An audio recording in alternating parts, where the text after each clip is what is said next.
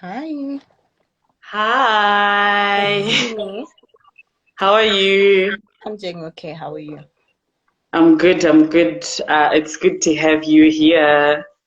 Good to be here. Good to be here. I'm not feeling great, but hey, maybe it'll do. It'll Oh, do better for the show. But yeah. oh, How I'm are you? so sorry. It's okay. It's all right. Okay, so okay, without wasting much time, so Mm-hmm. can you introduce yourself so that our viewers get to know who you are and what you Um, do? so my name is Tinevimbo. I am a women's health educator. I am an author. I am a women's development practitioner. I'm all things women and children, but today I am speaking on chronic illness. Yeah, I guess we can delve more once you start asking me the interesting questions. Okay. Okay, thank you very much, Tine. So I know you, okay, I follow you on Instagram and I've watched your lives. I've seen you talk about endometriosis, and I know you have endometriosis, but I'm sure a lot of people don't know what it is. I have an idea because I'm always following your post, always following your live sessions sometimes. So, can you tell our viewers what endometriosis is so that they get to know and understand where we're coming from and where we're going? Yeah, okay, so I'll give you the medical definition first, and then I will delve Okay. into the layman terms, right? And so the Okay. medical definition for endometriosis.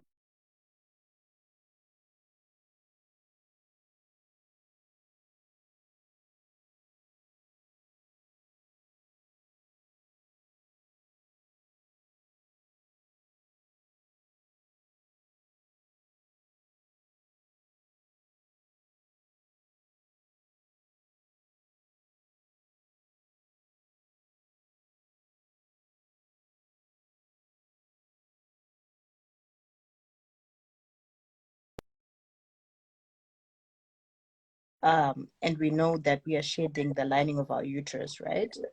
Um, but what Sorry, happens? my network dropped. Did you notice Yeah, anything? we lost you. We lost you a bit there. Oh, but you were still talking. You, Yes. What did you okay, last that's hear? What did you last hear? Uh, I want, you still hadn't, given us the definition. You were saying you wanted to give us like the medical one, and then you tell us like the simple one that everyone can Yeah. understand. Yeah. So I was saying that endometriosis occurs when tissue that is similar to the lining of the uterus grows outside of the uterus. Okay. So you're a doctor, so you would know. But for everyone else who's watching, just picture the uterus, right? It's about the size of a fist. But I know when we have period pain, we think it's such a huge thing. It's about the size of a fist. And the uterus itself is an organ, okay? And so you have your uterus and you have your ovaries and, the cervix and etc.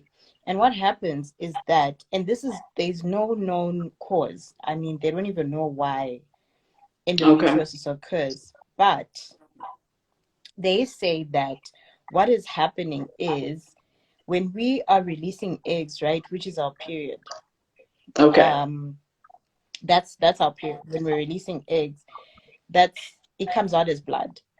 But with endometriosis now, there is tissue that is similar to that lining that then grows outside of the uterus. Okay.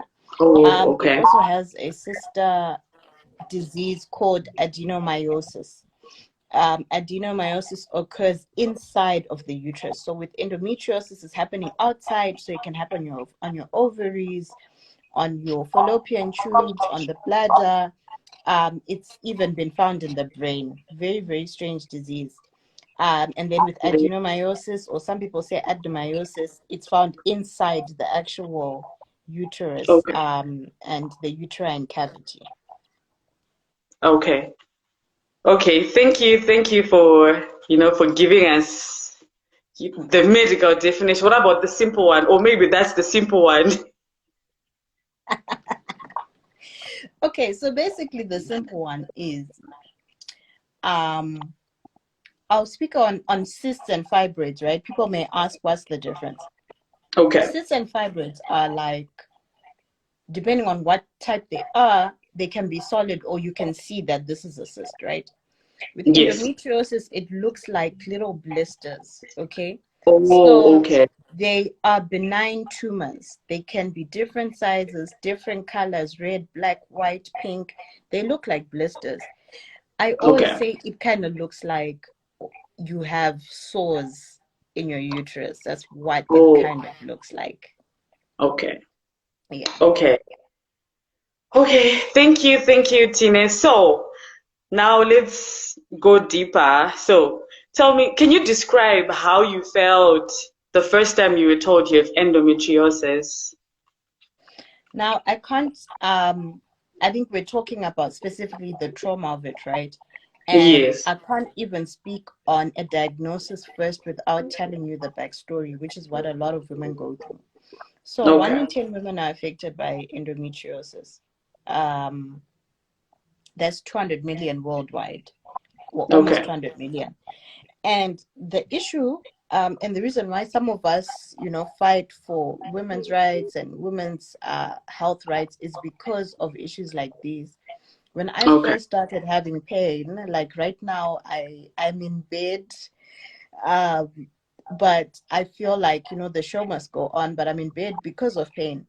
And when I first had pain, I was 15 or 16. I was in high school, and it started off as my menstruation changing. So from having an okay period, to having a very, very vicious period where you're missing school, you are finishing the whole pack of pads, you are vomiting, you are sweating, you're just very, very sick for most of the cycle. Okay.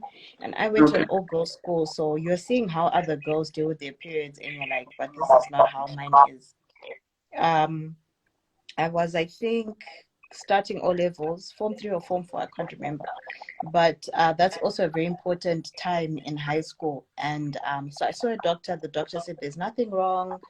All girls go through this. And I'm like, but no, the girls that I learn with, they don't go through this, right?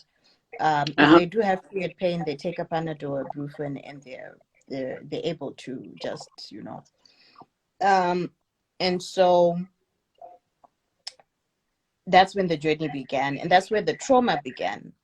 Um, First of all, is trauma from family and friends who, it's not their fault, but they just don't understand what's going on with you. You're young, you're supposed to be vibrant, you're supposed to be playing sport. I was not playing sport. And then you're going to school and you're in pain all the time. And then you're going to the doctor, and the doctor is saying there's nothing wrong with you. You're having scans done and they're saying there's nothing wrong with you. Everything is normal. But now that I know better, whenever I used to have scans, they would say that I have a bulky uterus. So they'll just say, oh, you have a larger uterus than most. Wow. So the trauma started then. And for most of my high school life, I say I dragged myself. I would go to school when I could. When the period came, I wouldn't go to school. And then Okay. sometimes the pain would come even like when I'm not on. Okay. Um, and yeah, I started taking painkillers at a very young age.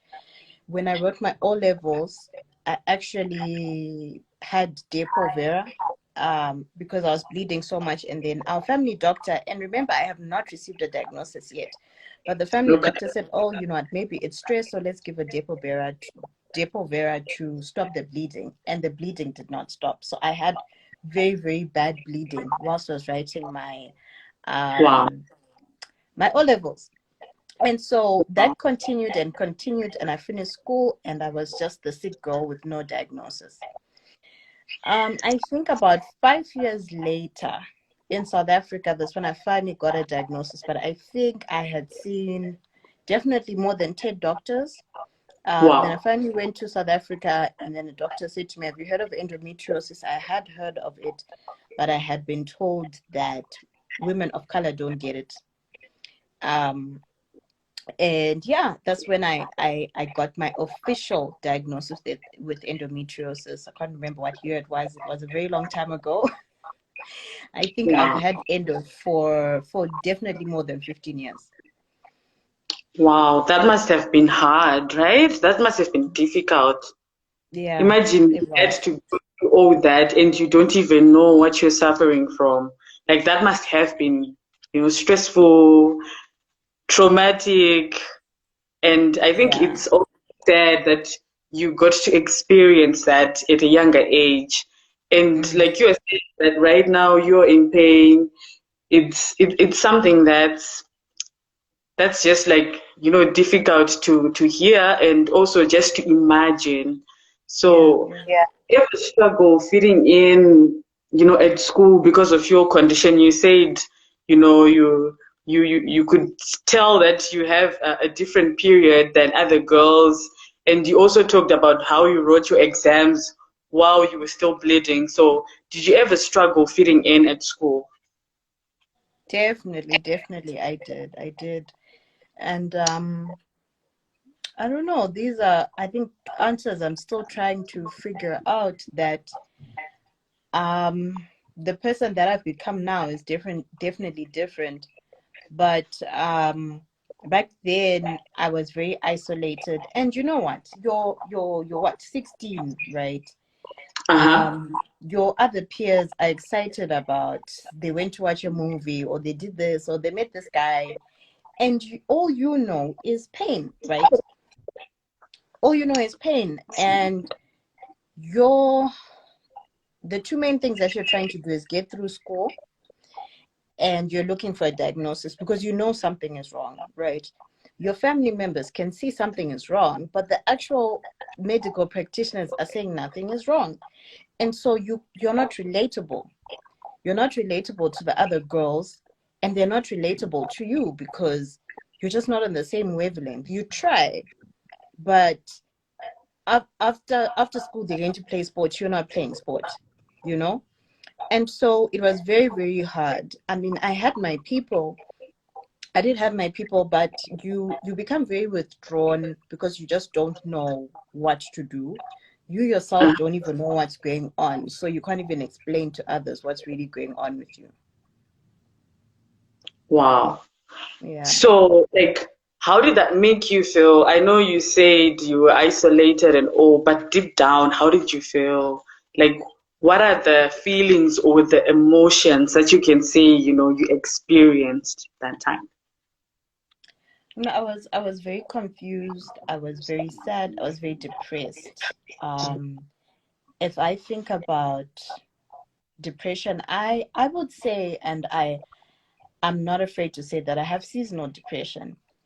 Okay. Um, I have seasonal depression because of endometriosis. It just depends what's happening in the season, and hopefully we'll get more into this later. But because it's chronic, you just never know what you're going to get.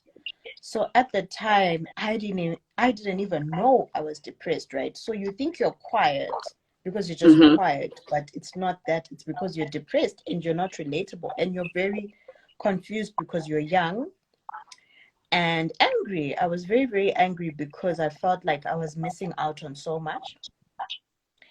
And I think just the lack of support from a lot of people was also very, very hard for me because I was called a what's the word? Um, hypochondriac. And I was called lazy.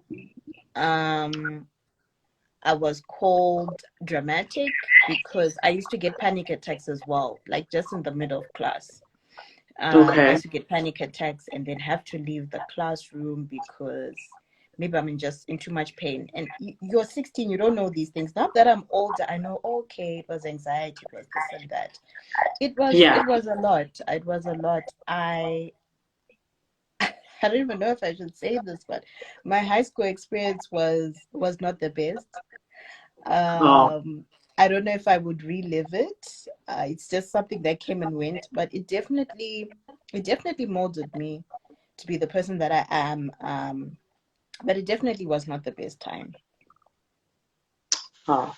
But still, look at you. You're strong. You know, yesterday we went to that shelter and I was just looking, I'm like, wow, look at her. My You back know, was yeah, so sore. Like, I knew this was going to happen. I almost said to you, you know what, Ruby, maybe tomorrow, but you kind of, you start to manage. But no, thank you for that. I'm so sorry about that. And I'm so sorry that you had to go through all that. Like no one would wish that for anyone. You talked Mm, about seasonal depression. So like mm. how do you cope or how did you cope even back then with the So depression? I guess, these questions will just help me to continue to tell the story. So, Okay. um, so I got the diagnosis.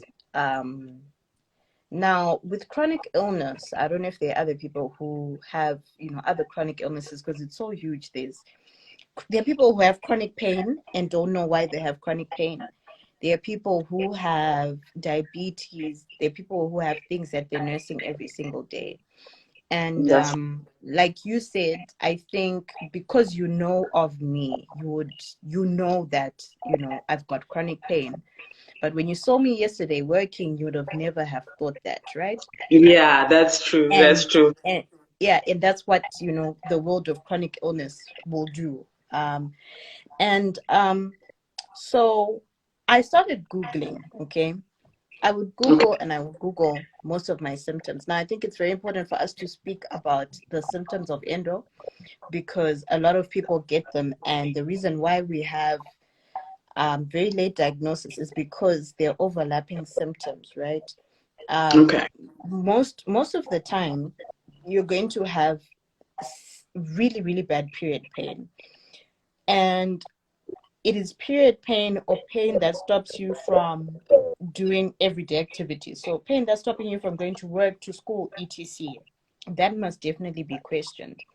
Now in society, especially for women, that is termed normal, and it's not normal, right? Yes, our Yeah. grandparents or grandmothers went through it, even our moms went through it, but it's not normal. And there's so much that can be avoided if we just looked at that first, right? Mm-hmm. Then you have your back pain. I think I spoke about vomiting, leg pain. It's Yes. just a lot of pain. But there are also some symptoms like painful sex, bleeding after sex, infertility. There are some women who actually have endometriosis who may not have pain per se, but they are struggling with infertility. So it's very, very broad. Okay. Um, so I get my diagnosis, and the doctor says, unfortunately, because basically I've been going through this for like 5 years, your endo is stage 4. Okay. Oh, Endometriosis has stages 1, 2, 3, 4. 4 means basically, look, organs can be attached. um they A lot of women who have stage 4 will have what we call endometriosis, which is like big masses, etc. And okay. so you can either choose surgeries. I've had four in the Wow. last, okay, from, okay, in the last 10 years, probably. Yeah, in the last 10 years I've had 4 surgeries. We can do surgery, we can do contraception. So I started with contraception, then I did a surgery, and I did another one, and did another one, and did another one. My last surgery was last year, round about this time actually, in March. And so I start the journey, the diagnosis journey, and you're Googling, and you see all sorts of things, right? Um, I then joined a Facebook group probably in 2013 or 2014. Then you start to find other women who are speaking about the exact same thing, but not Zim women, right? Okay. And it can be very daunting because most people are saying that they've lived this for 20, 30 years, and you're like, so does this end? Does this Wow. stop? But I Wow. think you really only know till you go through it. And the reason why I'm speaking about the surgeries is you have the first one, and you're like, yay, I'm gonna be Okay, fine. done. And then it creeps back again, and you have another one, and then you say, oh, I think the first doctor wasn't good. And then you have another one. And I must say, you must always, this is something I've learned, go to a specialist. Do not cut corners and say, oh, this doctor is cheaper, etc., etc. I learned the hard way. Okay. And so I've even forgotten the question. You're asking me how I cope, right? Yeah, it's okay. Or have You, coped. yeah, Yeah. it's all right. And for me, it's been learning for the past, like I said, 15 years, right? The first 5 years, I have no clue what's going on. The last 10 years, I've educated myself about the disease, and then I ended up starting the Zim Endo Support Network and other stuff that came after that. But it's constant learning. And when I spoke about the seasonal depression, there are times where I feel like I've got it under control. Okay. Okay. I feel like I've got I think I might even have my pain, my little pain, my little box here close to me. And I feel Okay. like, you know what? These maybe the last quarter I've been doing well. And then something will happen. And I think this is something we also need to talk about, the emotions and the emotional impact of it, right? Okay. And with chronic illness, I don't even know how I'm gonna say this. With chronic illness, you have to handle with care, right? You Okay. yourself as a person has to handle yourself with care. I'm typically somebody who doesn't get into quarrels and etc with people because I don't handle it the same way you would handle it. It goes straight to the womb, right? And so I Oh, okay. try to really manage my emotions with people. Okay. Um, I use what they call the spoon theory, and this is what a lot of people with chronic illness can really benefit from. So the Okay. spoon theory is basically every day you've got a certain number of spoons, okay?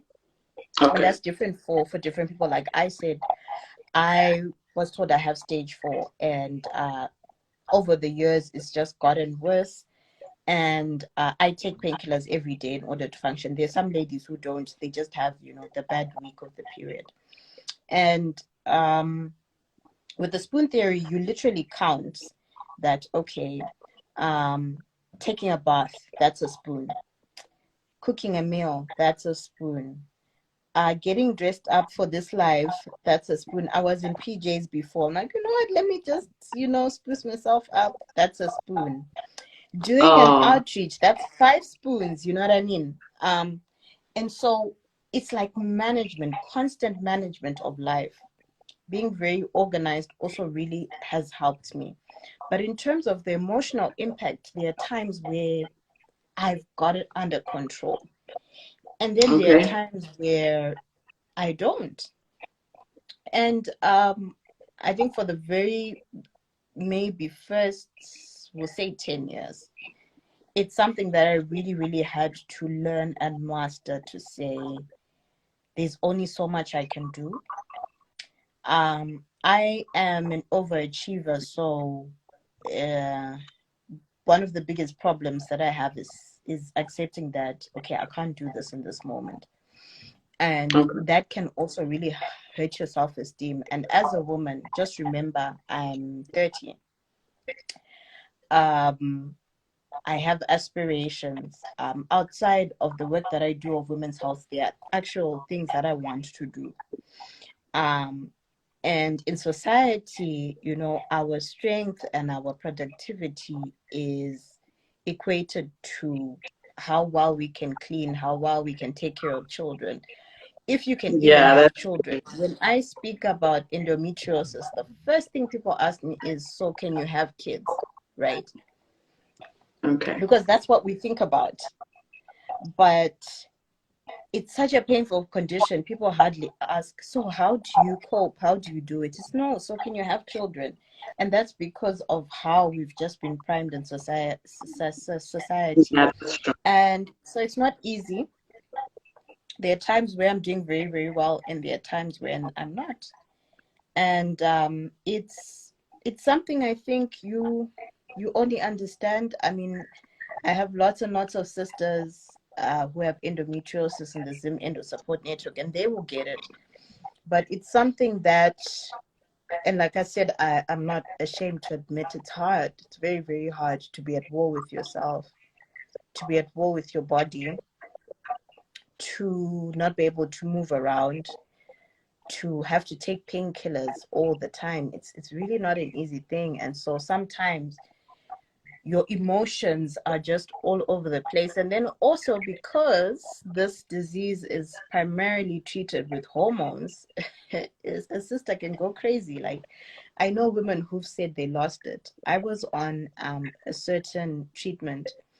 I was supposed to do it for Uh-huh. 3 months. I just couldn't do it for the third month because I felt like I was losing my mind. And those are some of the things that we go through. We don't talk about them. We're not open about them. But that's what people don't see, when we post these pictures and we acting normal, people don't see what's in the at the back end of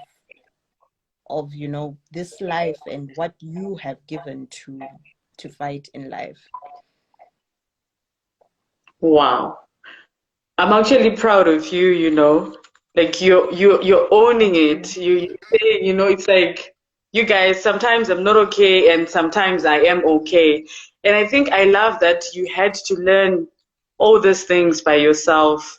Yes, you said you had Yes. to join a Facebook group and all, but most of the things you did it by yourself. And I just want to say kudos to you for that. Like honestly, Thank you. I'm really proud of you, Thank And you. I'm sure you're helping a lot of women out there. You talked about the endometriosis network that you started, and you said you have your endo sisters as well. Like that's a good Yes. thing, and keep doing what you're doing. We may not understand because we are not in your shoes, but I totally get you. Like, I really do. I may not know, like, the pain you're experiencing, or maybe, the things that you went through, but just hearing you talk, it's like, wow, I'm mind blown. It's like, okay, because we see you posting pictures, and then we don't. You don't know Yeah, that and a lot of people, they'll be like, oh, I want to be like Tine, all those things. I mean, and But, for me, the most humbling thing is even with my endo sisters, right? uh Last year I lost a very close endo sister to me, and she fought, man. She really, really fought. It I'm was so it was sorry. tough. And she was one of the first when I started the group in 2014. So it was very hard for me. It still is. Oh, And we had basically almost the same. So like I explained the stages, and some work, some don't work. Some have children, others don't have children. And although we are on the same journey, we're still on different journeys. And for me, what's most humbling about what I've been through is that you really can never speak on someone else's journey, right? yeah, Um, that's true. you can see from afar, and I know I speak about it a lot, but I don't think anybody will even know what I really go through, right? Unless if I put a Yeah, camera in my house and people watch me the whole day. And even for someone in my line of work, it's very hard because you don't know how much you should share, how much is actually okay, how much is like too much. You wish you could share it all and bear it all, but there's some stuff you need to keep for yourself. It's not the easiest yes, thing, but I think the lesson for all of us in life is that it's just a picture. It's just a picture. You don't know what's happened there. Like I shared that for me, and it's something I also had to really accept because I used to feel pill shamed, right? okay. So how come you take so many painkillers? How come you do this? Why do you keep having surgeries? But no one knows except you, and no one actually knows that you have to deal with it first, right? You are looking at yourself and you're like, wow, I'm 30, I've been unwell for 15 years, and I take these tablets. Is it okay? Is it not okay? You deal with it first, right? And you're constantly nursing it. And then someone else comes in, they're trying to understand it, but you never truly understand. And I think the best thing is to just lend an ear to, I think for people in the chronic illness community, there's nothing that means more than someone saying, hey, I Googled endo, or I read on this, and then you ask. But I think as people, we're so quick to judge. We're so quick to say, but you're not doing Exactly. this, you're not doing that. But you're not in it. I will be honest and say, if I didn't have endo, maybe I wouldn't be where I am. Maybe I'll be doing something else. But the reason Yeah. why I'm doing now is because of the position I was put in and the information that I have. And it's also not everyone who's going to wake up and be an advocate, right? But really Yes. and truly, I probably would not even have known, just like how a lot of people don't know because they just haven't been through it, or they haven't come across my account and etc. So it's very humbling. It's been a very humbling experience. Yeah, and I wanted to comment on, like how people are always commenting or are quick to judge. I don't know what's wrong with us nowadays, or we just feel like we have the right, entitled to know, like, why do you take this, or why are you like this? I don't know, but I feel like it's not okay because sometimes you don't know what someone is going through, is coming, and then you are saying all these things to someone. Like, I feel like what the approach may be, wrong. Like you're saying, it feels amazing when someone says, oh, I googled about endo. I just want Mm, to know more. Like, it's nice, not just someone coming and saying, so why are you taking so much painkillers? I don't know, maybe it's something that we all need to learn, to be kind and to not yeah. just ask random questions, because you may offend the next person, or you don't even know what the next person is going through. And then the moment you're asking them, then, it's like, okay, why is this person, asking in this way? They don't even know that maybe I have sleepless nights, or, I'm struggling with this, but they're just coming and they're judging. They're saying whatever they want. I feel like it's something that we all need to learn, so that we don't just, say whatever we want to people. So I know we've been talking about pain, right? Mm-hmm. So how has this, made you strong? I know you've written a book called Turning Pain into Power. Like, can Mm-hmm. you talk a little bit about that? Wow. So turning pain into power, I got it. There's a very nice comment. Thank you, Kudaishe. Thank you. I see you. Thank you. And that book, people may not believe me. That book started off as me journaling, right? I'm a Okay. big believer, and even I'm very raw and I'm very honest. I didn't just get here. The reason why I'm also very big on mental health, and you heard me say that I do have um, depression, is Uh-huh. because I didn't just wake up like this, right? There were times where I wanted it all to end because I didn't understand what I was dealing with, right? Uh-huh. This is before the endometriosis diagnosis, or just in the beginning. And it started off as journaling because, like what we've just spoken about, in society, a lot of people say a lot of different things. I started my tertiary education quite late Okay. because I was basically chasing the diagnosis. So after high school, I took like 3 4 years. Yeah, I wasn't doing uni. Um, Oh, my initial plans were changed. I ended up doing an online degree, and I was dealing with a lot. And it started off as journaling because when you're going through an experience, you want to make sure that you own your truth. And I think a lot of the times when you're able to do that, people are not able to speak on whatever your story is, right? So, for yeah. example, let's say um, you, I don't know, let's say you've got an issue, and if you speak on it first, nobody else can say anything, right? Yeah, And that's so true. I remember that there was one time someone told me that they'd heard that I was not even walking, I use a wheelchair and etc. And I laughed about it because I was like, okay, and if I am, is there anything wrong with that? There are women who have endometriosis and have chronic pain who use walking aids, and that's their truth and that's their story, right? And it started off as just also some type of therapy to try and understand what had happened. Okay, I'm biased to Okay. what you do because I have a psychology background, so this is my thing. But you have to deal with it, and the things that we don't deal with, they will follow you. Like it or not, they will follow you, right? And That's true, so yeah. I started pinning down everything that had happened from school to this and that. And then I'm like, this is a book. This can be a whole book.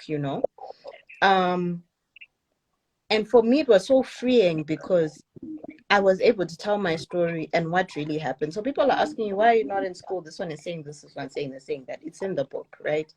And even Uh-huh. then, people decide to believe what they want to believe. But there's so much power in telling your story. And look, it's not everyone who's also able to meet with me, right? But now, because there's a book, you can also read exactly what I've gone through. And I can tell you that our stories live through each other. And my story with endometriosis is not mine alone. It's another girl who's not even been born yet, right? Yes, yes, And that's true. it's my endo sisters. There are people that I've not even met, right, who have the exact same story that I have. There are women who are in bed right now and have taken painkillers, but we don't know each other, but we have the exact same story. And for Uh-huh. me, it was number one, there, and you can go and do your research. There may be one or two women of color, who have written Uh-huh. books about endometriosis, or a raw book like mine where I talk about clots and bleeding and this and that and that. Women of color, okay? And that means we don't have representation. When and and I know a lot about endo, but every time I'm going through something, I go and I look up a video, YouTube video, and you know how many times I don't see brown girls? So many times. I don't see girls that look like me. I don't see girls that live in the same region as me, right? Uh-huh. For example, when it comes to menstrual health issues, and I'll go there, hopefully I won't offend anyone. But with menstrual health issues, a lot of the time, girls cannot get help because you are you are accused of being promiscuous or Exactly. chinonzi Yeah. wakaroiwa, right? So Hmm? inini, for me, it was when I started having issues. I'm being asked, wakaturwa penti. I'm like, I don't know. Like, you don't know, right? Because of A, B, C, D, A, B, C, D, right? Now, Uh-huh. when I'm speaking to somebody in a different continent, they don't know what I'm talking about. They're like, Yeah. what's that? You know? But if you pick up my book and you read that Shona word, you're like, I know what she's talking about. You know, Yeah. a lot of women that I've also spoken to believe that they've done something wrong or they are cursed, and this is why they're infertile, this is why they have a fibroid, this is why they have this and this, when it's an actual medical condition. And so the reason why I was like, let me write this down. Maybe somebody else is like me. And I can tell you today, whenever I speak to women, to girls, people that I don't know, that I've never met, and they tell me their Uh-huh. story, I can go back and say, that was me when I was 16. And they can read my book and say, "Ah, me and Tina have the exact same experience, right? We're not related. We've never seen each other.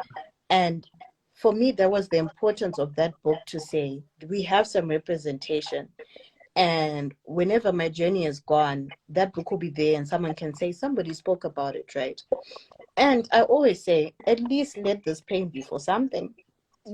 I go through it every Yeah. day. At least let me do something about it, and that's just me. It's not everyone, but our stories are so important. Have you ever like met with somebody who just read something and be like, wow, I went through exactly this? And that's what I was trying to do and achieve with that book, to say, look, this is me. I put my story down and I'm releasing what I went through, and hopefully it can help someone else. Wow. I'm just thinking to myself, like, sometimes we go through certain situations, painful ones, difficult ones, and then, Mm. like, in the moment, you keep wondering, why am I going through this? Like, why me? But then at the end Mm. of the day, it's like, okay, I had to go through this so that I can help the next person. You wrote a Exactly. book, Exactly. and a lot of people now, they're being helped by that. Like you are saying, someone would read the book and they'll be like, whoa, I've gone through the same experiences. So Yeah. I think it's, in a way, it's a blessing in disguise, in as much as it's, difficult and, just painful to handle. But I feel like God had a purpose, and Yeah, that purpose definitely. was for you to help other people with endometriosis. And I'm sure a lot of people look up to you and they say, she helped me. I'm sure you have a lot of people who have probably come to you and say, you know what, Tine, you have really helped me in this, or you have made me But it puts understand pressure this. on you. Hey, it puts pressure on you. I think I need to just do It one video of me losing my mind, and then people will remember that I am human. But that's the journey of life. I've really learned, and like I said, you only learn through experience. Eh? You only learn through yeah, experience, and it's not easy as well to be vulnerable and to speak the truth. But I find when you speak the truth, you really free yourself.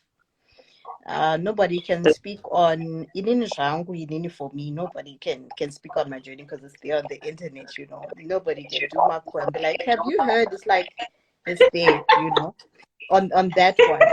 But at the same time, you don't realize, even if it's one person, because like I love where we are now. When I started doing this, I was called a witch. I was called, hey, it was tough. Like, what is she talking about? But the fact really. that you are like, yeah, yeah, yeah, that was like probably maybe 5 years ago. I was on a certain talk show and people are like, there's nothing like that. There's nothing like that. What? There's nothing like that. She's lying. Yo, There's nothing like that. Women can't bleed. I have had instances where I've bled for 1 year nonstop and people are like, that's not true. But wow. someone who is watching is like, yo, I'm also going through it, right? And so Mm-hmm. I also love that we are in a place where people are open. The reason why we're having this live is because, you're open to doing that. You're doing a whole talk show on trauma. And I think it's also good that we're getting to a place where people are open to have discussions. Not a lot of people, but people are open to having these discussions. And the more we share, the more we help each other in this thing called life. Yeah, that's true. Because Mm. nowadays, a lot of things are just happening. We're all going through something. So it's Mm. important that there's someone out there who's probably going through what I'm going through. And it's important that we don't suffer in silence. So this is Yes. one of the main reasons I started this. So I'm actually happy to have you, and I'm glad that you had to share your story. I'm sure a lot of people will be inspired. And thank you very much. Like, I really, really appreciate you. You're not feeling well, but you still took your time to just be on this live and to just help people who are here and those who are going to watch this video after the live. So do you have any positive words that you want to tell people with, chronic illnesses out there who don't know how to cope or who are failing to cope with their conditions? So I have a number of things. Educate yourself. I think people are very scared. I know that when I initially, maybe start speaking to someone, The first thing is, Mm-hmm. do I have cancer? Do I have this? It's scary, right? Yeah. Denial, denial of what's really happening. And then, oh, Dr. Google, you start Googling and you see all these scary things. But it's so good to And you be always see the educated. scary things every time you It's Google. very scary. It's very scary. I used to do it a lot. I still do it sometimes, but I used to do it a lot. Sit there and look at endo images and this, and then you read a horror story, and your mind, becomes very negative. But you Yeah. realize that you're getting information so that you can be empowered and so that you can help yourself more efficiently, right? Yeah. Also, educate yourself and take your time. Um, I went through so many doctors. I did very unnecessary treatments because I didn't know. Mm-hmm. I didn't even know that there was a whole community of women out there and etc. It was a long, long time ago. But when I started to educate myself, I will get into a doctor's place and he'll tell me something, and I'm like, that's not right, because I've read on it, right? Yeah. So first of all, educate yourself. Educate yourself on the condition, whatever is happening. The internet is your friend. If you use it wisely, it's your friend. There's support groups. There's so many people who you can sit down with, who are in the same place with you, who can give you guidance. I remember Yeah. maybe 5 years ago, I met a lady who, when I started the support group, met a lady who had endo since she was 13. So she's had endo like for longer than I have. And that's someone who's able to tell you, you know, maybe don't try this, maybe do this, maybe do this, maybe do this, right? But that's because I Yeah. just went and I typed endometriosis, this on Facebook, and it came up. The second thing is, your condition is part of you. This is what I believe. It's part of you, but it does not define you. Okay. So Yes. I I have endometriosis, okay? But I'm not saying I'm endometriosis. That's not me. But I have it. Yes, you're right. Um, and it's part of my journey. Okay. Some people kind of forget. It depends on, when they first, so maybe someone has seen me doing life coaching. Someone has seen me doing, yesterday you were with me, I was doing something completely different. I was doing community work, which is my first love. But then, because I believe that God has put me in a certain place for a certain time, and when that time is over, I will know as well that it's part of the story, and there's a purpose for that story, and there's a purpose for that pain, right? And only you know that. It's those things where people say you can really feel it in you, and it's that nudging thing. You really feel that this is what I'm supposed to do. But at the end of the day, you have to believe that this thing is not me, okay? Uh-huh. Because this is a shell, the body's a shell, right?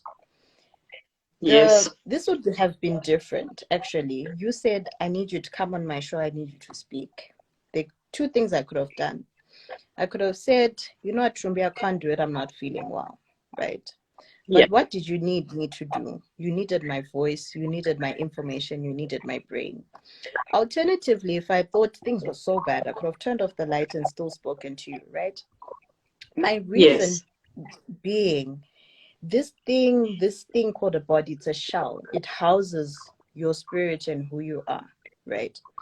And so for me, Uh-huh. my physical body is not well, right? My physical body is not well, but the me, the Tini and me is good. She's got the idea. She wants to do this. And it's just about getting those two things into harmony, right? It's getting those two Yes. things into harmony. And a lot of the times, because our physical body is not well, everything else gets affected, and it's all connected, right? So Yes, yes, that's true. I'll be honest with you. If my mental state is not okay, definitely my body is not okay. But Yes. sometimes my body is not okay, but my mental state is okay. And this is how I was able to get into bed, get into a little comfortable fetal position, and speak to you and deliver what I'm supposed to deliver, because I didn't necessarily need my body to work. Okay. And so Yeah. this is why I'm saying that your condition does not define you. So yes, you might have a disability. You might have, and even with chronic illness, in certain parts of the world, even endo is a disability because there are women who cannot work because of endometriosis. I have days like that where I can't get out of bed, but it doesn't mean I'm nothing, right? My soul, my Yeah. spirit is still alive, and I can still do things and impact people and have a purpose. And I think that's one of the biggest things that people with chronic illness grapple with. I definitely I try to remember it, but sometimes I forget. Sometimes I do forget, and then I have to remind myself.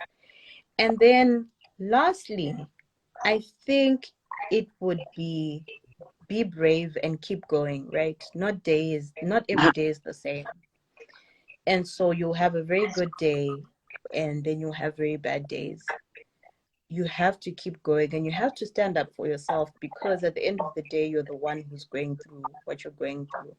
It's very, very hard. I used to struggle a very long time ago to see, my peers out there doing what they do, but I remember that that's their journey and I have my own. So I think those would be the top three things. Educate yourself, make yourself aware, know what you're dealing with, right? Know what you're dealing with. Which, okay, this is what I'm dealing with. This is what it means, right?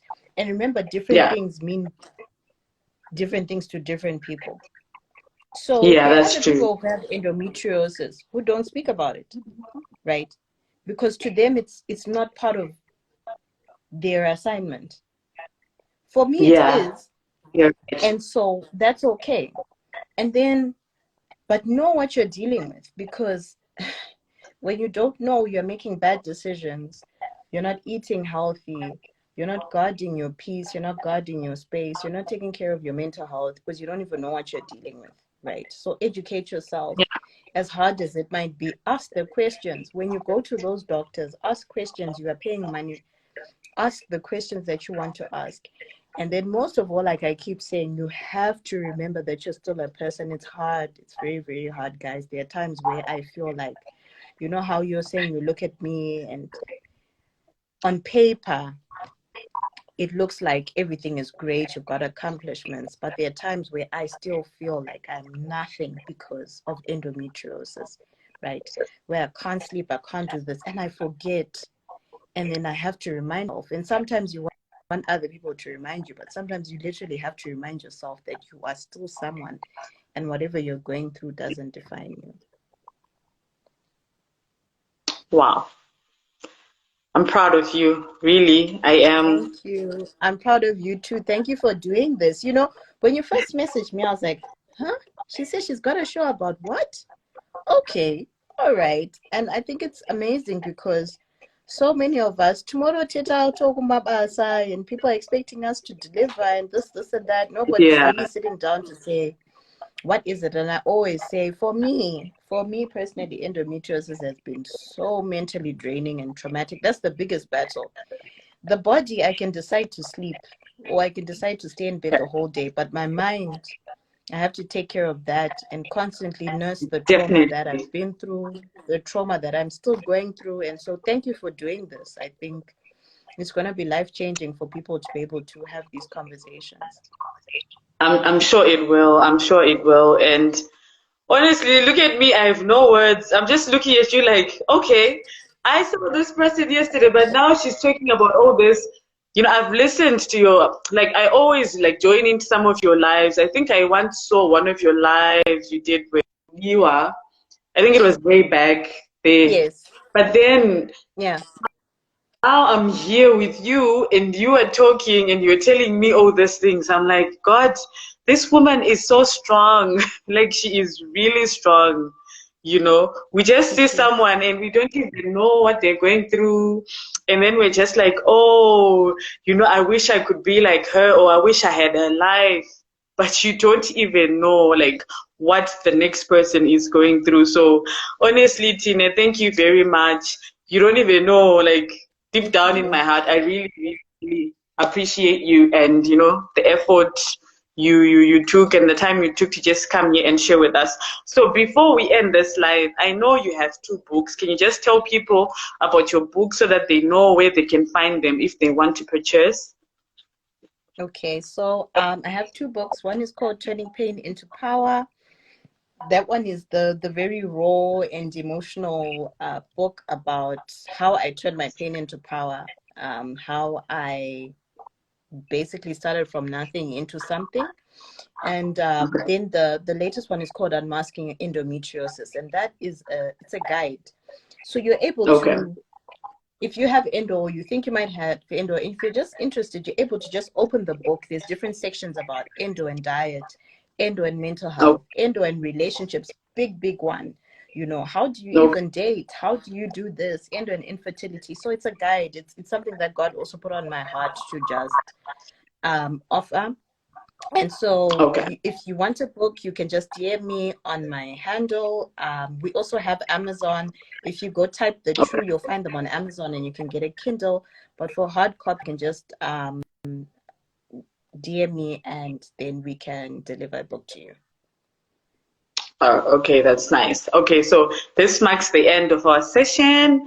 Thank you very much, Tine. Thank you so Thank much. you. God bless Get you. well soon and Thank try you. to say enjoy the rest of your evening, but still enjoy the rest of your evening, even if you're not well. Thank you.